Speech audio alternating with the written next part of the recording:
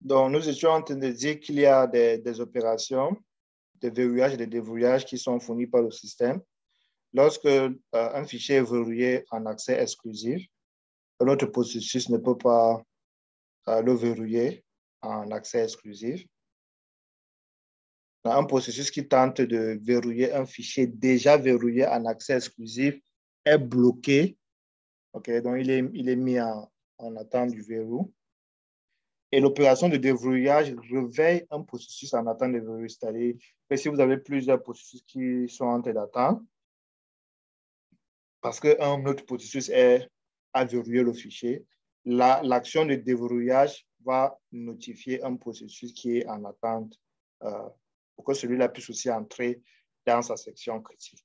Alors, voici comment se représente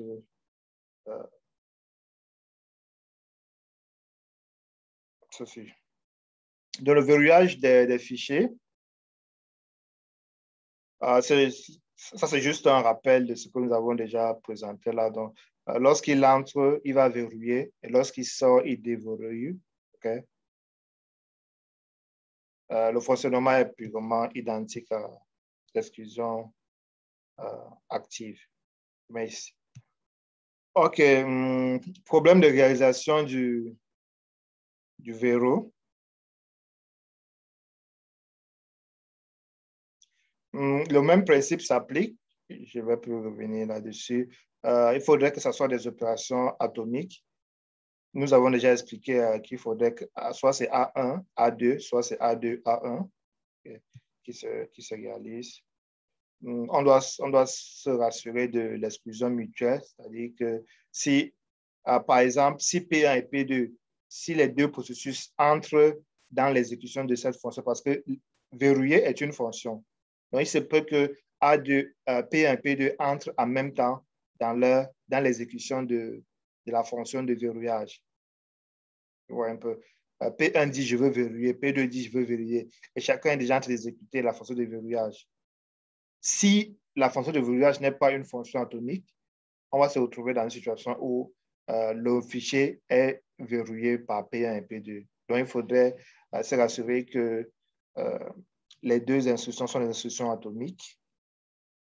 Comment est-ce qu'on le fait? Donc, ce système d'exploitation mettra à la disposition un certain nombre de mécanismes qui est utilisé. Le verrouillage partagé.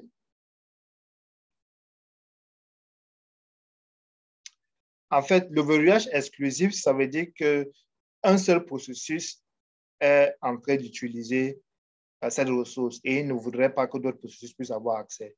Par contre, le verrouillage partagé, ça veut dire que je suis en train d'utiliser la ressource, mais cette ressource peut être partagée par un certain nombre de processus qui souhaitent accéder à ce fichier pas en mode exclusif.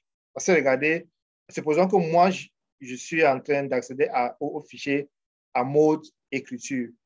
Si j'accède au fichier en mode écriture, je ne vois pas d'inconvénient à ce qu'un autre processus puisse accéder à ces fichiers en mode lecture.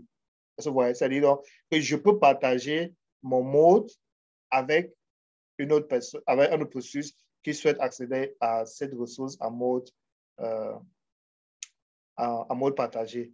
Mais par contre, il y a des instructions qui ne peuvent pas s'exécuter de façon simultanée sur le même fichier. Donc, on dit que c'est un mode partagé, le verrouillage partagé. Okay. Donc ici, un fichier verrouillé en mode partagé par un processus ne peut pas être verrouillé par un autre processus en mode exclusif. Supposons que moi, je décide, OK, le processus est en mode partagé, un autre processus ne peut pas le réclamer en mode exclusif. Okay. Mais peut être verrouillé en mode partagé. On peut avoir plusieurs processus qui lisent le même fichier. C'est un exemple. Verrouillage des fichiers sur Linux. Donc, voici leur implémentation sur Linux. Okay.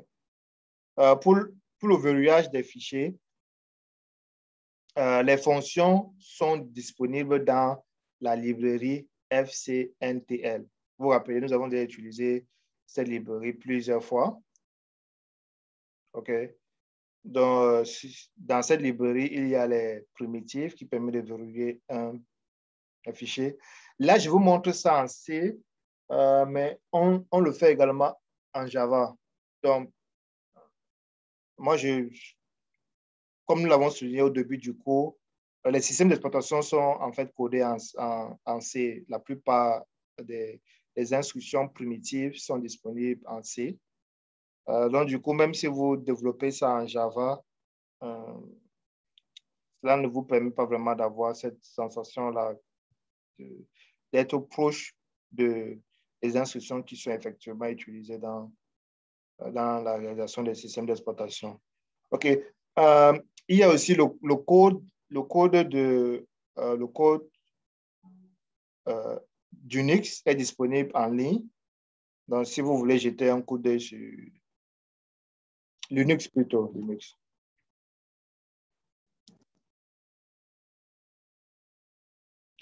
Donc, si vous voulez jeter un coup d'œil sur le code de Linux, vous pouvez aller sur GitHub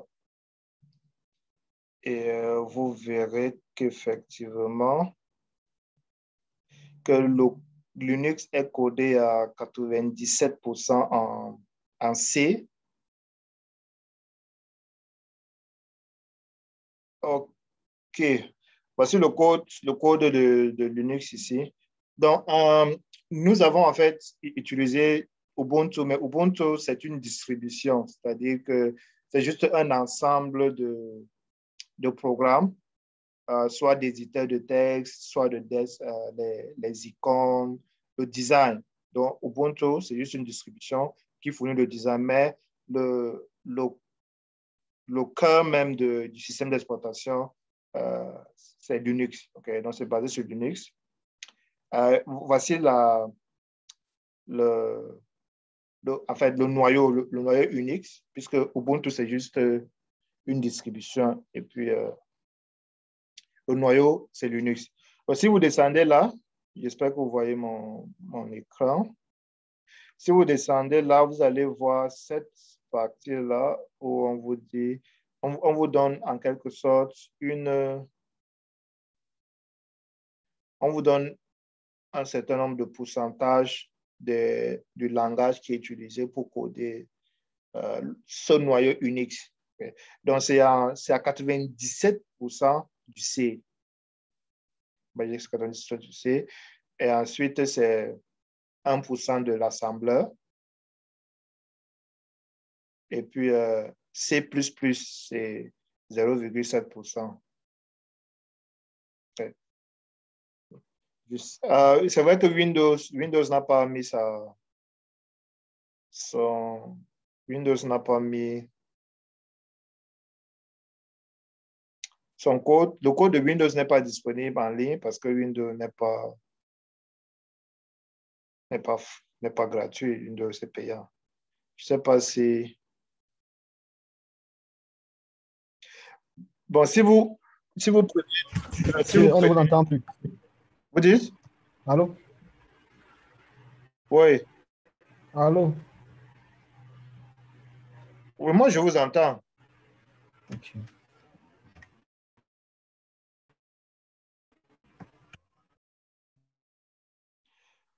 Moi, je vous entends. OK. Vous m'entendez? Oui, mais maintenant,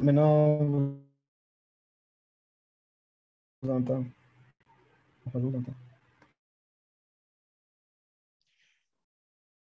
Donc, je disais que Linux, c'est du C, mais même Android, OK? Android, je vais vérifier là.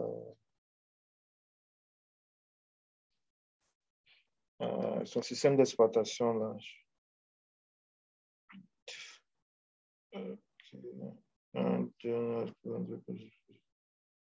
En fait, c'est beaucoup de code, mais en réalité, le système d'exploitation Android, il est basé sur Linux. Donc, du coup, c'est son kernel, c'est du C.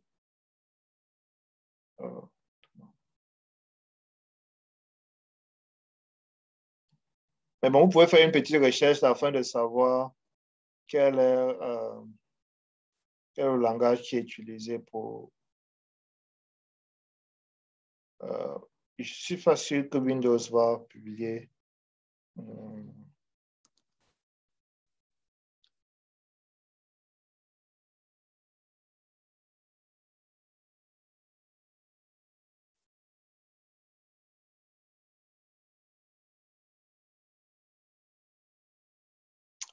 Ouais, ici, langue ici, run on the words. En fait, OK, ici, nous avons Microsoft. OK, Microsoft Windows en Visual Basic et en C.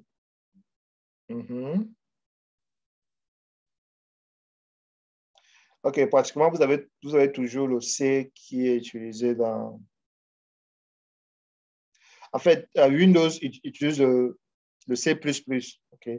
Donc, l'idée, c'est de vous... le but, c'est de vous montrer qu'il n'y a pas vraiment du Java lorsqu'il s'agit de faire du système d'exploitation. Parce que je disais tout à l'heure là, que ces instructions de verrouillage, de lecture des fichiers et des demandes exclusives peuvent être réalisées en Java. Mais c'est bien de le faire en C parce que si vous souhaitez contribuer, par exemple, au système d'exploitation Unix, vous allez voir que c'est du C qui est utilisé.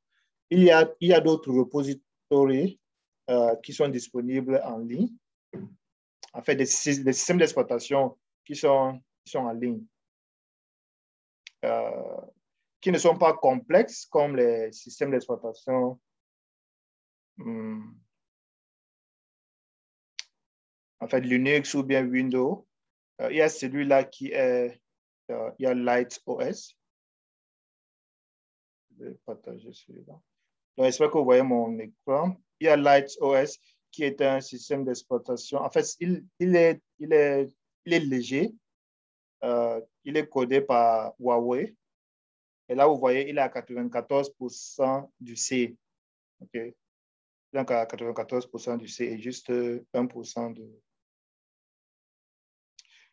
OK.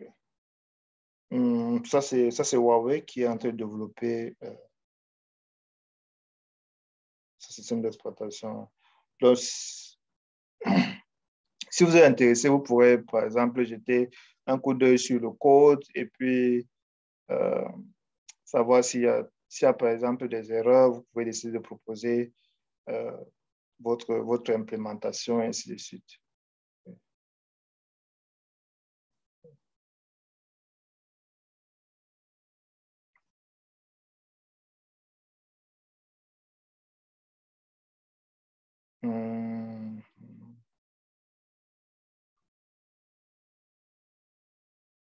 OK, ça c'est Huawei Technology.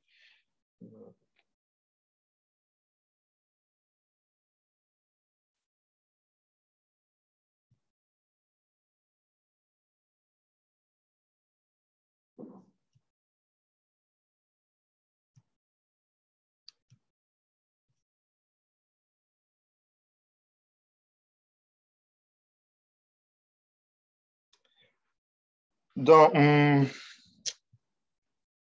on peut également utiliser LogF, qui est un usage plus récent. En fait, LogF est basé sur FCNTL, mettant des fonctions de verrouillage. Donc, verrouillage des fichiers dans Unix. On utilise cette fonction, vous passez en paramètre le descripteur du fichier, OK, passant en paramètre le mode de verrouillage et ensuite le nombre d'octets depuis la position courante. Et si vous mettez 0, ça veut dire que vous souhaitez verrouiller tout le fichier. Donc, dans le cas de ce cours, on va juste dire verrouille-moi tout le fichier. Mais il est possible de verrouiller une partie du fichier, ainsi de suite. Okay? Donc, ça, c'est l'entête de la fonction logf qui permet de verrouiller un fichier. Si vous mettez la fonction de verrouillage, si vous mettez ulog, ça veut dire que vous souhaitez déverrouiller. Si vous mettez flog, vous souhaitez faire du verrouillage exclusif. et uniquement ce processus qui peut accéder à ces fichiers. Si vous faites tlock, alors vous souhaitez...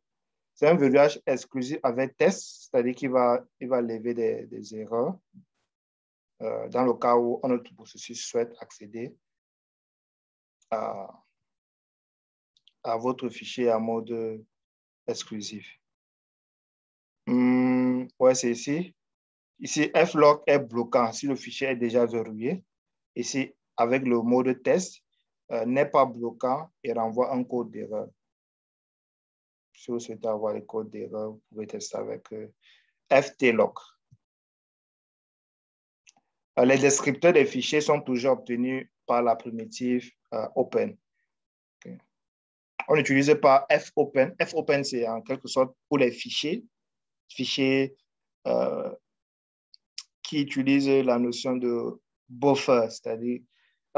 bref, jusqu'à là, je crois que si vous êtes pour le C, vous pouvez jeter un coup d'œil sur la différence entre les deux, mais entre le fopen et puis open tout court. L'un utilise un système de buffer, c'est-à-dire que lui, avec fopen, c'est beaucoup plus si vous êtes en train de travailler avec les scanf, les printf, les entrées-sorties standards, OK, fopen, les entrées-sorties standards avec fopen. Et puis, si vous souhaitez utiliser les pipes, tout ça, vous utilisez open, qui est beaucoup plus système par rapport à fopen.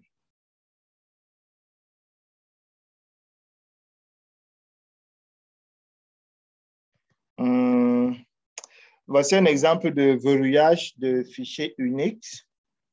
Vous pouvez prendre ce code et tester. Vous aurez un résultat. Là, je souhaite exécuter, je souhaite lancer deux processus qui vont exécuter ce code-là. Et l'un va verrouiller le fichier pendant que l'autre va être en attente.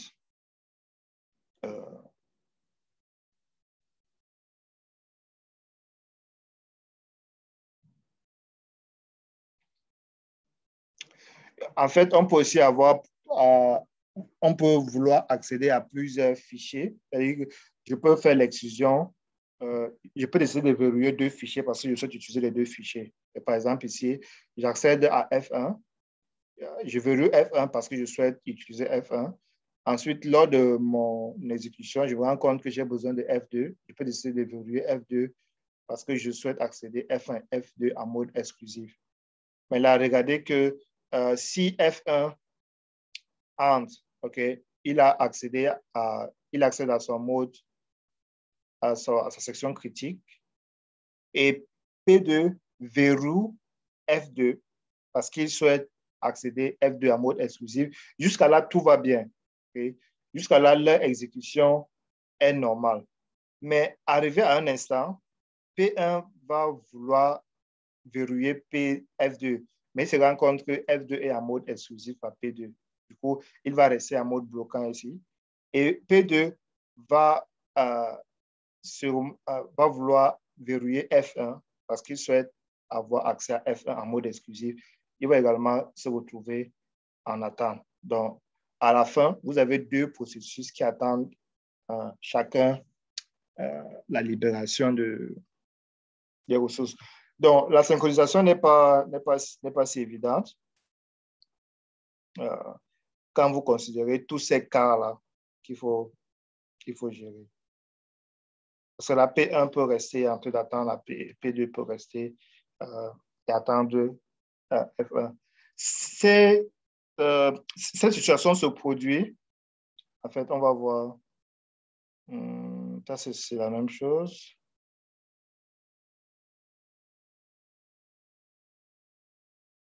Je voudrais... je crois qu'il y a... OK, c'est au niveau du blocage ici qu'on va voir comment résoudre ce problème. Okay. Bref, ça, ce sont les situations qui se passent pour des processus qui souhaitent avoir un accès exclusif à deux ou bien plusieurs fichiers.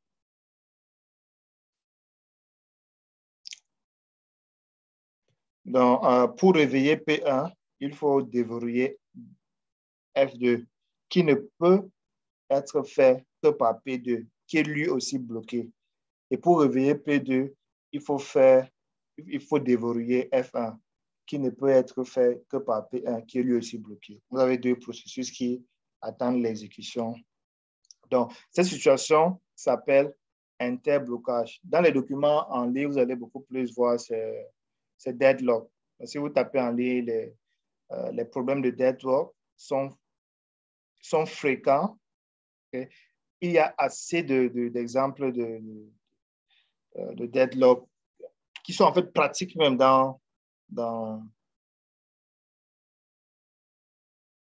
qui peuvent facilement être représentés par la vie réelle. Okay? Même dans la vie réelle, vous avez des phénomènes de deadlock. On peut vous demander d'implémenter cela en utilisant des processus, tout ça. Je crois même que dans le TP, il y a un TP qui fait mention de cela. Le TP est intéressant, surtout le TP sur le dîner des philosophes. C'est un TP assez célèbre, donc je vous conseille aussi de jeter un coup d'œil et de regarder ceci. Dîner des philosophes. C'est un TP populaire pour si vous dites à quelqu'un que vous avez fait le système d'exploitation et que vous avez fait les processus, tout ça, si vous ne connaissez pas le problème du dîner des philosophes, ça devient, ça fait, c'est un TP assez populaire qui résume, OK, à la fois l'ordonnancement des processus et l'allocation des ressources partagées. Jetez un coup d'œil sur ce site pour avoir une idée de... Donc, le problème, en fait, le problème du dîner des philosophes ressemble à ce problème-ci, où vous avez un processus qui souhaite accéder à deux fichiers. L'exclusion mutuelle avec les sémaphores. Comment est-ce qu'on réalise l'exclusion mutuelle avec les sémaphores? Un sémaphore est une variable spéciale de valeur entière. Donc, un sémaphore, c'est en fait une structure de données, mais qui enveloppe, on peut dire, le contenu, c'est juste deux variables, en fait. Okay? Mais la variable principale, c'est juste une valeur entière. Donc, la valeur principale même de la structure de données sémaphore, c'est juste un integer, c'est juste une valeur entière. C'est pourquoi on définit un sémaphore juste comme étant une valeur entière qui sert à contrôler l'accès à une ressource ou une zone critique grâce à deux opérations. Donc, un sémaphore, c'est dans cette structure de données-là qui va vous donner deux opérations. La première opération, c'est l'opération qu'on fait avant d'accéder à sa zone critique. Okay. Cette instruction va s'appeler P. Avant d'accéder à sa zone critique, un processus attend que la voie soit libre en appelant la fonction P. Donc, quand c'est le cas, il va s'engager dans sa voie. Là, ça répond un peu au problème que vous êtes censé résoudre au TP que vous êtes censé remettre. Ensuite, après avoir débuté sa voie, après l'utilisation de la ressource, le processus libère la voie et le noyau réveille un des processus bloqués par l'opération P. Okay. Donc, voici en quelque sorte un sémaphore. On va l'initialiser à 1. 1 désigne juste le nombre le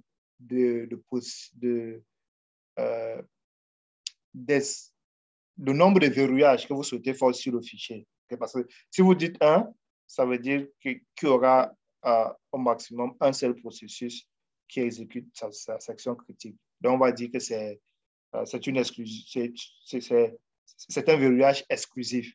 Par contre, si vous dites 2, 3, 4 ou bien 5, on se retrouve dans un verrouillage partagé. Okay? Parce que là, on aura 2 ou 3, 4 processus qui seront en train d'utiliser la même ressource. Du coup, on va dire que cette ressource est partagée.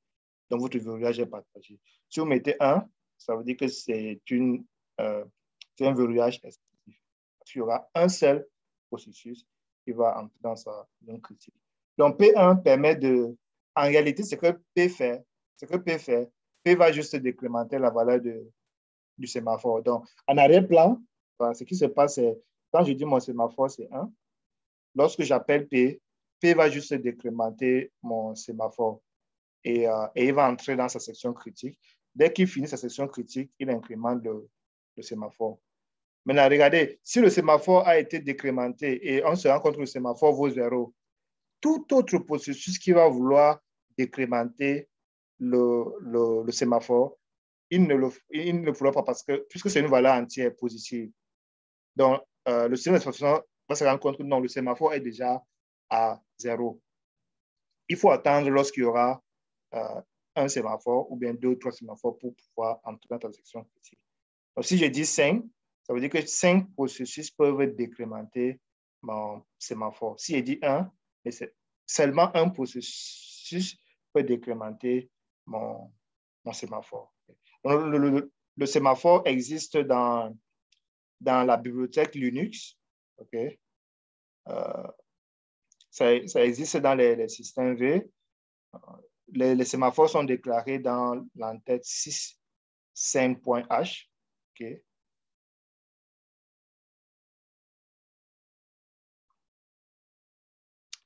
Donc, ça dépend de la version. Là, si vous êtes dans les systèmes V, vous utilisez semget, semop et semctl. La version d'Ubuntu qu'on utilise, elle est différente. Donc, semget sera remplacé, je crois, c'est par seminit. Donc, on va voir en fait les instructions qui sont disponibles dans notre version d'Unix. Mais l'idée, c'est de comprendre, je sais que les sémaphores existent. Vous pouvez également le faire en Java ou bien autre langage de programmation. Donc, voici la fonction P. Voici le code de la fonction P qui permet de décrémenter votre sémaphore. La P décrément, tandis que la fonction V va incrémenter. Si vous avez dit que votre sémaphore a une valeur 1, dès que le processus qui va entrer dans sa section critique décrémente, aucun autre processus ne peut encore décrémenter parce que ça va être égal à 0. Je ne crois pas que je vais finir ce chapitre-là aujourd'hui parce qu'il reste encore plus de... On a encore... L'interblocage, la condition d'interblocage, modélisation d'interblocage, réaction possible, comment prévenir l'interblocage, lutter contre l'interblocage, coopération, schéma. OK, donc nous allons nous arrêter ici, parce qu'il est 23 heures, sur les sémaphores, parce qu'après c'est l'interblocage. Nous allons poursuivre l'interblocage une autre fois. Donc, nous nous arrêtons sur les sémaphores. L'idée du sémaphore, c'est d'avoir en fait une structure de données qui enveloppe une valeur entière et le système d'exploitation va jouer sur la valeur entière là. Si vous avez dit que cette ressource est une ressource exclusive, le sémaphore va être défini à 1. Et chaque fois qu'un processus va l'utiliser, on va décrémenter le sémaphore. Et lorsqu'un processus libère, on va incrémenter le sémaphore. Donc, ça permet de naviguer entre 0 et 1, 0 et 1. Mais cette valeur peut être différente. Vous pouvez décider de mettre un sémaphore à 4, 5, en fonction du nombre de processus que vous souhaitez voir exécuter la section critique. Donc, on s'arrête là. S'il y a des questions, je vais les prendre. Oui. Monsieur, s'il vous plaît, enfin, j'ai une proposition avant qu'on finisse. C'est par rapport